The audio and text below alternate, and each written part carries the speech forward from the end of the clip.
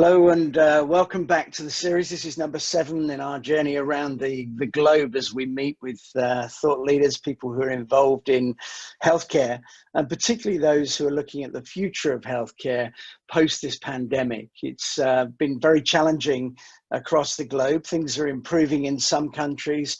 Others are just really experiencing the difficulties associated with this. And we've had a fantastic time speaking to different speakers across Southeast Asia, over to Brazil, and we're back now in Europe as well.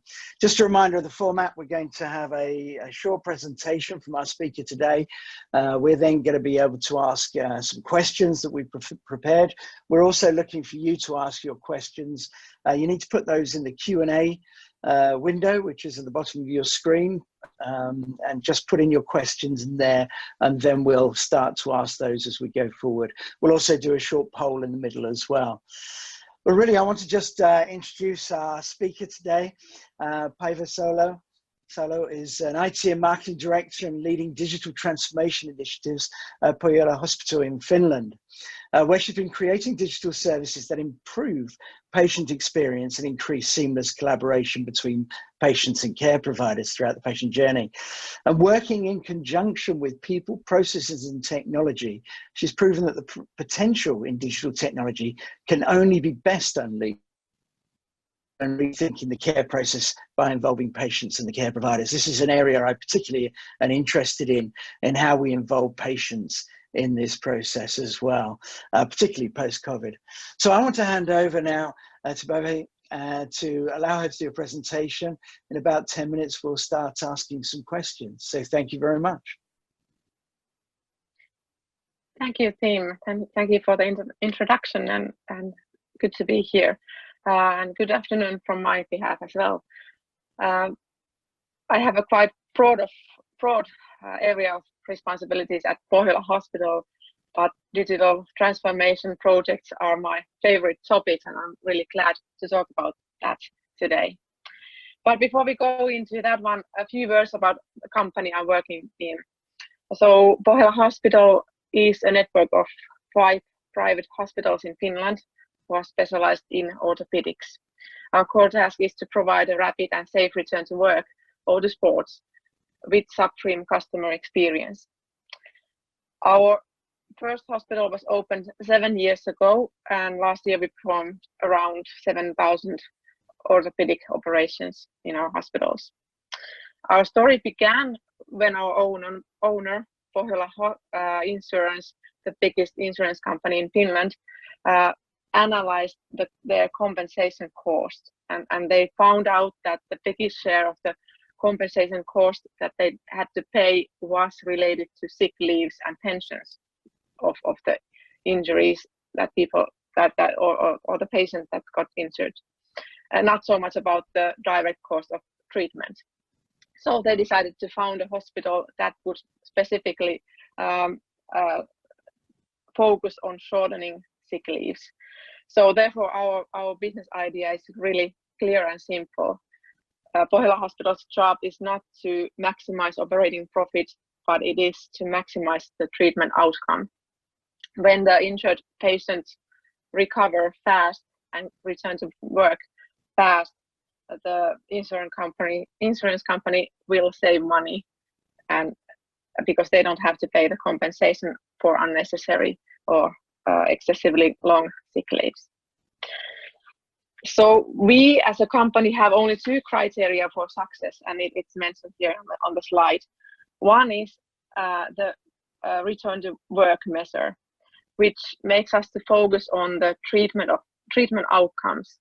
It makes us to ensure that the availability of the services, and it makes us our experts to work together as a team to ensure that the best possible outcome of the care. And of course, that measure makes us plan effective care that is tailored for each and every patient that we have. The other measure is the customer experience, which makes us obviously to consider on the patient throughout the patient journey, bend the care around the patient, not the other way around. We report in real time our Net Promoter Score, NPS, and last year it was 97, which means that almost everyone who has visited our hospital and was treated by us is willing to recommend us. And this is something that we are, of course, really proud of, and we are working daily to keep that level. But I will show you in a minute how these two measures are applied when we are designing digital services. Next slide, please.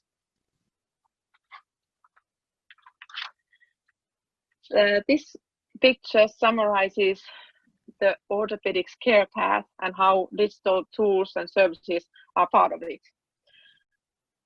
In the care assessment phase, we have a mobile app for the patients to use to contact us 24/7 via chat service. They can ask what kind of treatment they should need, what kind of expert would be the best one to take care of them. And in our case also, is their insurance covering the possible care in the hospital. The mobile app is also there to engage the patient before the hospital visit, so that we get enough information about the patient's condition before surgery, for instance. And on the other hand, the patient herself will get all the necessary information about how to, for instance, prepare themselves for the surgery. While or during the hospital visits, digital services have their play on the improved operational efficiency and safety, and also quality. I will talk about that a bit later. On the rehabilitation phase and post-operative phase, the COVID-19 has proved that there is place for digital services there as well, as patients might be reluctant to go, for instance, to physiotherapy session or a post-operative appointments. So we have now introduced finally a video consultation services there. What we are still working heavily on, and I think that many other organizations as well, is the fact that we gather a lot of data throughout the patient journey and the care path, but we need to be able to create capabilities to analyze to get actionable insights out of the data, whether it's from the internal systems of the organization or gathered from the patient. So as you can imagine, not everything can be built over one night, because all of these require quite a lot of work and resources. So 3 years ago, when we started to build a modern infrastructure for our 5 hospitals, we had the question that where to start. So the answer was found from our 2 key measures. So we decided to prioritize those initiatives that had direct influence on the return to work and the customer experience. Services for the care assessment and then the patient engagement were kind of no-brainers, as digital services as such are kind of prerequisite even for the customer experience. Besides tools for the patients, we decided to focus on our resources on our own ERP for operations, the platform for planning and executing the surgeries in our hospitals, and tools to trigger the timely interactions with the patients. And with our new ERP in place, we have been able to plan more effective usage of our ORs, improve the patient safety, and streamline our processes by reducing manual or even paper-intensive work and parts of the process. So these examples of these 2 projects have created a culture where we developers and the care personnel have worked together in as one team to achieve common goals. Next slide, please. Then a few words about this pandemic that we are all facing. Finland was among those countries that decided to lock down the society quite early or during the pandemic. So what that meant for us that during those months of lockdown, we lost 40 to 50% of our patient volume. And we were actually preparing to lay off people because of that. Luckily, our owner decided to carry the social responsibility so that no one would be laid off. Instead, we were able to offer our staff to the benefit of Finnish society and the public health sector. Our nurses have been in the emergency rooms and operating theaters of public hospitals. They have been involved in the coronary disease surveillance. We have obviously paid their salary, but the work has been done for the public sector. And this is really something that we are proud of. From the digital transformation point of view, this pandemic has proven that we are capable of changing even overnight if we have to. To our hospital, this has meant that a lot of new ways to work has come up with, or our staff has come up with working remotely, etc. Customer expectations for digital solutions have obviously now are now higher than ever, and I've been glad to notice that our physicians have finally learned that there are ways to treat the patients even in orthopedics without seeing the patient.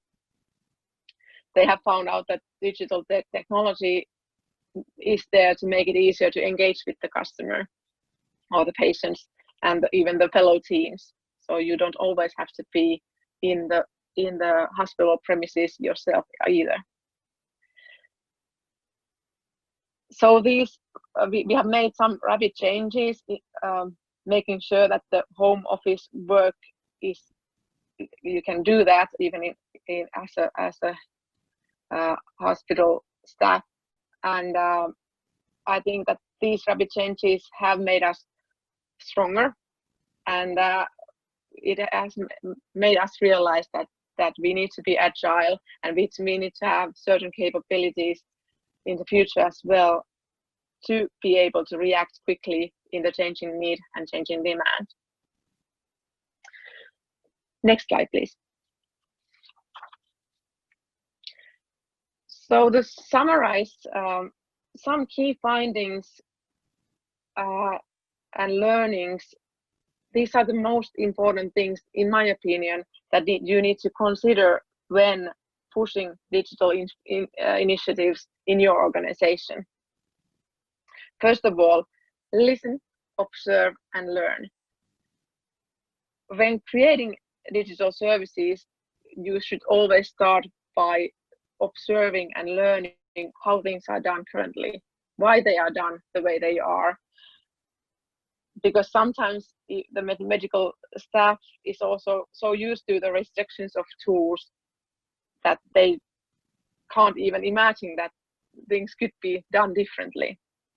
But for instance, building a prototypes of new services and observing when the users use it, you can find out faults and failures early enough so that you are able to make adjustments with minimum effort. Then number 2, break silos and build bridges. This is, in my opinion, really important, because every time you have a transformation project, you have the chance to break silos and build bridges between different teams and different parts of the organization. By involving people from different teams, you will exchange ideas between people and units that wouldn't normally even talk to each other. Then choose your metrics, as mentioned a couple of times during this presentation already. If you cannot do everything at once, you need to prioritize. And in my opinion, the prioritization is easier if you relate them to some key metrics that you have already in place in your organization. That way you are able to communicate the benefits of your project or of the solution to your organization in a language that they understand. But of course, you need to make sure that your project actually brings those tangible benefits in a reasonable time frame. Then last but not least, don't push technology, push better outcomes. Sometimes you get fascinated about the new possibilities of new technology, and you might even go and invest on technology, but that investment might be lost if your organization is not able to build the value on the technology. So the tricky part, to my experience, is to understand that how big leaps the organization is ready to make at one time. What are they capable of using the new technologies and make the most out of it? So this was what I had planned for us today. I guess, Tim, it's now time for questions. Or yes, absolutely. Thank you very much. We've already got some questions coming into the question window. Please, as a reminder, just put your questions in the Q&A window and we can get to those shortly. Thank you very much. Really interesting in terms of the use of digital technology to enhance this. But in terms of thinking about the COVID situation, losing 40 to 50% of your patient population is something that is impacting private hospitals across the globe, particularly those who have been used to medical tourism. Some of our regions in Southeast Asia would have seen people coming across borders for treatment. To suddenly lose that is an incredible burden on a hospital. In terms of the staff morale, how did that impact them?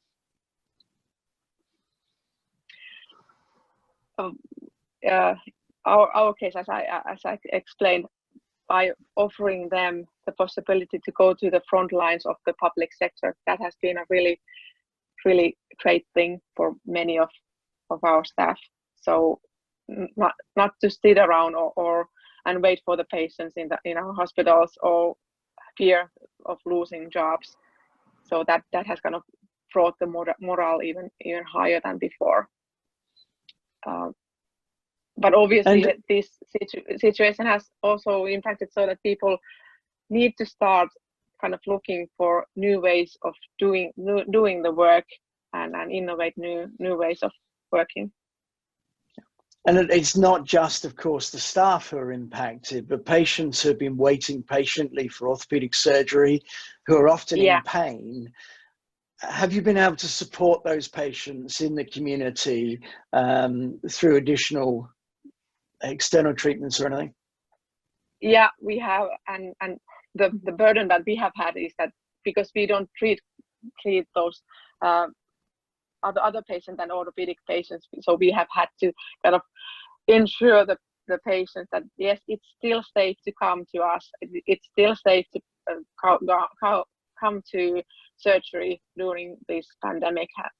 So that is kind of, that has been our job to communicate that it's safe still.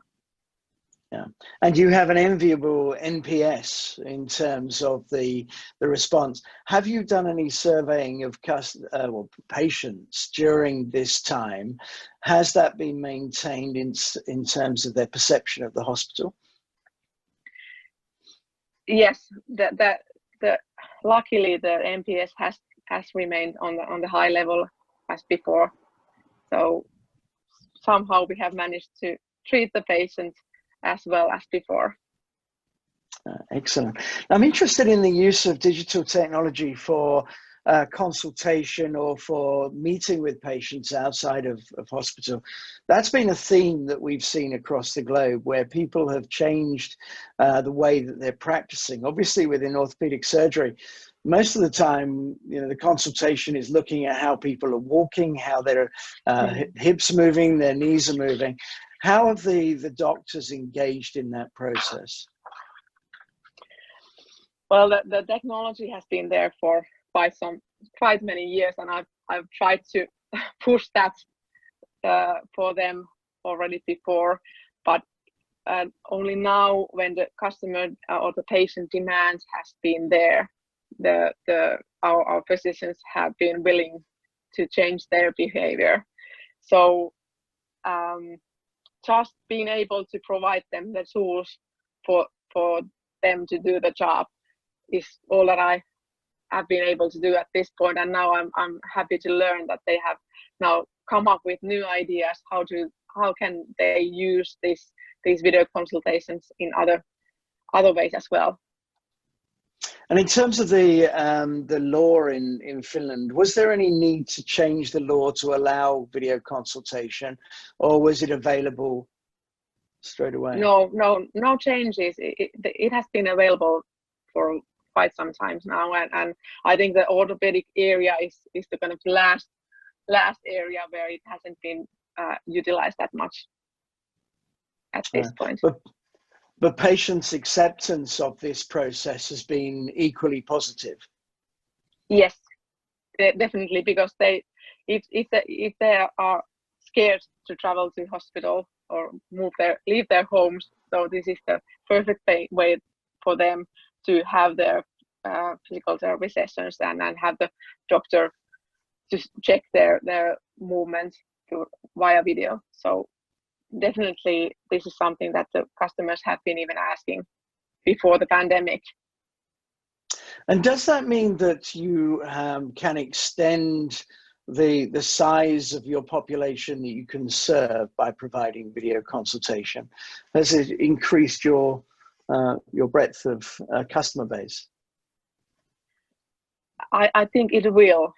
We have five hospitals, so we are quite regional. So in case the customer is somewhere out of the reach of our hospital, it definitely is a good way to kind of have the checkups after, for instance, surgery, so that the customer doesn't have to travel. So that is the main benefit of video consultations. So, in fact, one of our regular attendants, Alicia Chow, has asked the question: do you think the video consultations and telehealth is here to stay after the pandemic? It has I been. think we're hearing yes. Yeah, it has been in Finland for 5 to 6 years already as a kind of a prerequisite in other areas of medicine, and I believe that it has some place in orthopedics as well. Excellent. Thinking about the digital and capturing information and data, in terms of the outcomes that you're looking for, you're essentially talking of value-based care, improving the value through quality improvements, reducing cost effectively as a result of this. In terms of the metrics that you've been capturing, how do you determine, in terms of your orthopedic patients, how the benefits have related back to their lives? Is that through work placement analysis, or do you calculate it in a different way? We are just starting that journey, but what we are doing, of course, we get the data from our own information systems, but now we are also gathering the patient-reported outcome measures for different types of injuries. So we are using the formats that are accepted kind of globally to have a kind of comparison between other operators as well. And are you doing benchmarking then against your other hospitals? Is that open, or is that private information as a private hospital? It's private, and that we would like to have it more open, so that we could compare each other against the competition, and that is something that we are working on at the moment, to get some from the insurance company to get the overview for the benchmarking. And in terms of the digital journey that you've made in Finland, the electronic medical record has been reasonably comprehensive now for some period of time. Is it a single solution across your hospital, or is it across the regions that it's a single solution as well? We have our own. in the public sector we have own systems, but all the data goes to the national database. So all the patients can see everything that it has been written in our hospital as well in the national wide system. So it's compatible. So in terms of the patient experience, do they have their own record then? They're able to see what the doctors are indicating in terms of their care as well, are they? Yeah, they see the indicators from our hospital as well as from in our mobile app, but then they see everything else on the national service as well. Okay, so thinking then to the pandemic and capturing information and health information, was there data sharing already in place to support track and trace, or how is Finland managing track and trace at the moment? I'm not really an expert answering that question, but since we have this national-wide database, we are quite good at it. But that is done. The tracking is done regionally, to my understanding. Right. But you don't share your records specifically to indicate patients who may have been in contact with COVID? No, that we don't do. Right, okay. Excellent. So in terms of privacy within Finland, we've got a question here. Radhishika, I'm sorry, I can't say your name, Sama. but how much is privacy in terms important in terms of your society? Are people willing to share information readily, or is it very much like some nations where privacy is so important they would prefer not to?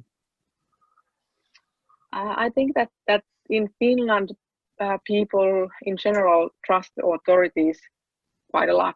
So in that sense, they are willing to share their information. Of course, we are kind of having the same rules and regulations due to GDPR. So handling data and ensuring the data privacy is more or less key priority for every health industry operator. So, but yeah, I think that in Finland the trust in authorities is on a high level, so they are willing to share the information with us.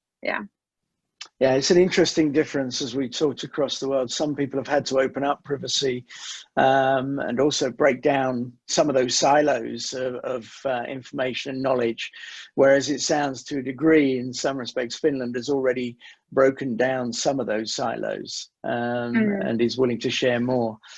Excellent. Now we're going to take a pause and we're going to pull up the poll that we've got.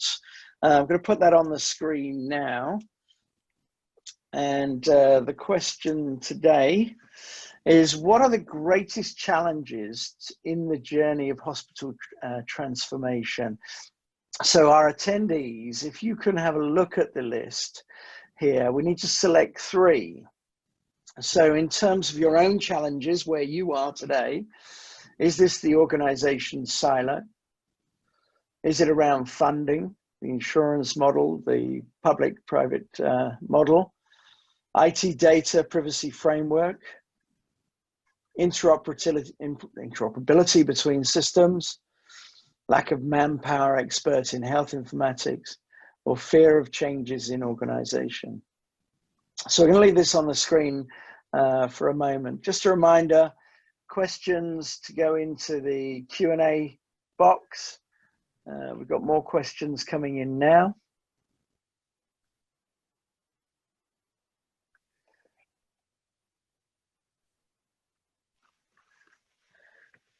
So as we get to around a reasonable number of answers, we will, yeah, about 60% of people have put their answers in. So keep going. We'll then come back to questions. We've got a stream of questions that have come in, so you can start answering those. Okay, 15 more seconds.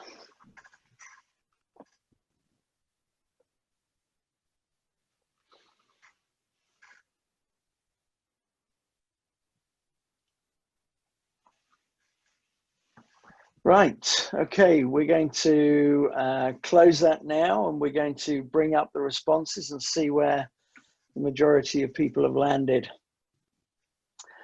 So, largest hits, IT data privacy framework, and equally the lack of manpower and experts in health informatics. Interesting, reflecting some of the areas that have come up in previous topics as well. And then shortly after, funding, obviously really important.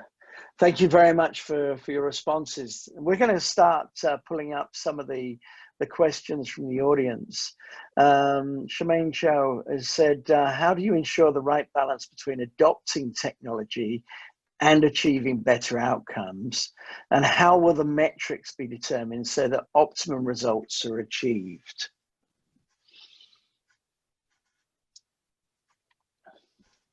Wow, good question. That is always the thing that you need to do, how to balance things. But as said, you need to. In our case, it's easy since we have so clear key metrics. So if you can relate to those, it's easier to prioritize that kind of initiatives.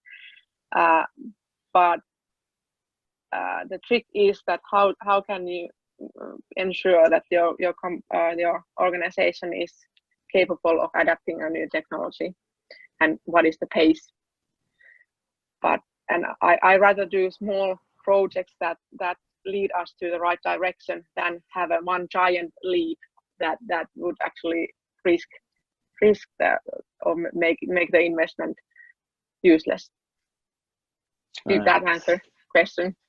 Well, I think so. And in terms of the choosing of the metrics, so how will the metrics be determined? I think you came in with your metrics in advance. You were trying to reduce the impact of the orthopedic problem on effectively the insurer, and reducing the number of lost days, presumably in work. Yeah. If you were to be challenged and pushed out there into a different hospital situation, I gave you a public hospital who was responsible for managing, elderly care or something, how would you start to identify where you would begin on that journey? I guess it all goes down to observing what are the bottlenecks, what is kind of the root cause for certain challenges. So there you will have it. It might be a kind of output input measure, that if certain output requires too much input, then there is a place for kind of digital transformation to make some things easier with less resources. So that's a good place to start. Excellent, thank you. David Talmor says, hi Pavi, thanks for the very interesting talk. In various ways you'll point to an area that we found to be critical, the mind element of patient's treatment in addition to the physical element of treatment. Mental strength is very powerful adjunct to physical strength and can also be delivered through digital means. To what degree have you incorporated this into your program, specifically around the mind and the patient? Mind and the patient, I guess nothing, when so much of our operations still happen face to face. So the main aspect there is that we face the patient like person, and each and every patient is treated differently in our case, and the MPS figures prove that. We have had really good experiences from the digital services side that the personal effects can be delivered through digital services as well. So you just need to be yourself and treat the patient like a person, a real person there as well. Yes, it's interesting, isn't it? With dealing with the patient and allowing the patient to be involved in their care. In some respects, a private hospital dealing with orthopedics could be seen as a machine and delivering outcomes in terms of treatment. But actually, to get people back to work, it's more than just solving their physical problem, isn't it? Definitely, it is. If we have an athlete that has been injured, the rehabilitation is a whole lot different than an ordinary office person who has injured himself. So you need to take into account the person's situation and his eagerness to get back in shape. So you need to formulate the program for each individual separately, considering the whole package, not only the knee or ankle that has been injured. Yeah. And as your nurses are returning from working in emergency and other areas, have you had to do debrief with them and increase the amount of mental health support within the hospital? Have things been put in place as well? I think it's a bit early to say about that, how things will evolve. So, but I guess our staff who is returning from the public sector, they appreciate the things that we have in our hospital as well. But yeah, it remains to be seen. Yeah, and I think sort of reflecting on this is one of the questions I was thinking, but there's also a question here from Sama, which is around what healthcare workers have learned from this pandemic and what helps them in better healthcare management. I was thinking about your staff who have been out into emergency departments who are coming back now. Do you think they bring with them new experiences that are going to enhance that patient experience?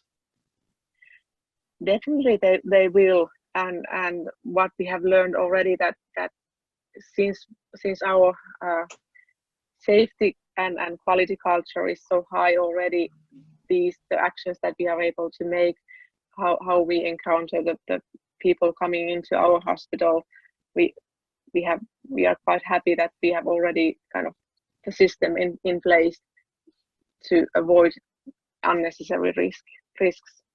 But definitely all the time when there's this kind of cross-pollination between our teams, or even those teams that have been outside in the public sector, it always brings something good back. Okay. One of the questions here around the management of your population, I'm not 100% sure, but do you have multiple insurers looking, providing to your patient population? Yeah. Have you had feedback from your insurers about the difference in your treatment and through the digital transformation of improvement, reduced time off work? What have they said? As said in the beginning, this is the main reason that we actually exist. So we need to be able to show that what we do has an effect, and we do things better than competition, for instance. So this is something that we are discussing day in, day out, that are we good enough and where can we improve. And also that's why we need to have the benchmarks from other companies, that's how they are doing in certain things. And one of the questions was actually, do you know the difference between your outcomes and the others at the moment? Are you demonstrating X number of day improved outcomes? Yes, we have that, but that particular number is a bit outdated. So we are looking forward to having the new data, because I think that the competition might be catching up, but in the beginning there was a huge difference in terms of days, sick days. Yeah. And would you put that difference was down to the organization and the impact of implementing these digital transformation, the operating theatre organization and processes? What was the biggest impact? I think that the biggest impact is that we streamlined our processes, so that now that we have 5 hospitals, that things get out of hands, and different hospitals work differently. So with these digital tools, we are able to streamline the processes that we and get the best practices into use. So that there was a lot of manual work and paper intensive parts of the process. So we were able to skip those, and now we are able to do things more efficiently. In terms of number, that is something that I'm looking forward to having, like the clear fact that now that we have these in place, how much more effective we are able to do surgeries, for instance. Okay, so in terms of starting this journey in other regions, people who are interested in doing this, what is the starting point? Where do you look to start? We have a metric that we choose, and then where do we go? Yeah, that is always a kind of battle between what the patients require and what is the internal desires.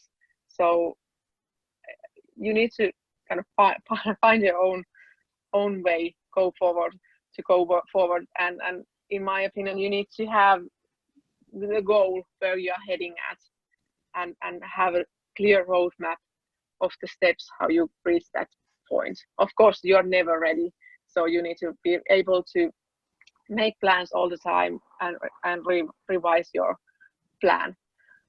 What this pandemic has learned or taught us is that you need to have plans for different time spans. So currently we are only looking for the next day, but you need to prepare yourself for different scenarios, and that helps you to kind of adapt to different situations if you have those scenarios in mind. Something I'm always saying that if you plan a project that will come out in 2 years, it won't happen. You need to plan a project that have milestones that deliver some benefits early on, so that way you can show that you are actually working and you are making improvements all the time.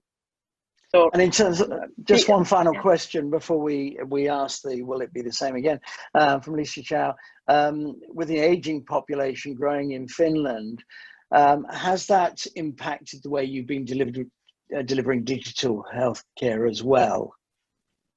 Definitely. Aging population in remote areas, that has been the main driver for digital initiatives in Finland, definitely. Excellent. So we're coming to the end of our time. The question to you, post-COVID, thinking about private hospitals, thinking about where we are in a digital transformation, will healthcare be the same again? And what are your key messages in terms of this post-COVID situation? I think that it won't be the same again in healthcare nor in other areas either. So I think that people are now appreciating more the digital capabilities, the opportunities that the technology will bring, how to engage with the customers or with the patients with it. So not everything has to be in brick and mortar in healthcare either. So that is for sure one thing. And as mentioned, working on different scenarios pays off. Like, you don't have to nail one direction, but if you consider multiple scenarios, you are always more agile when facing turbulences like this. Thank you very much, and thank you very much for your time today. It's been a pleasure talking to you. We are going to be back 9 p.m. Singapore time, 2 p.m. BST, and 8 a.m. Central time to meet with Kathy Lenhart, who's from the Joint Commission International, looking at health quality in our changed world, an interesting area, and looking forward to that one as well. So next Wednesday, please do register online, and we look forward to seeing you back here. And once again, thank you very much, Vivi, for your time. Thank you. Thank you, everyone.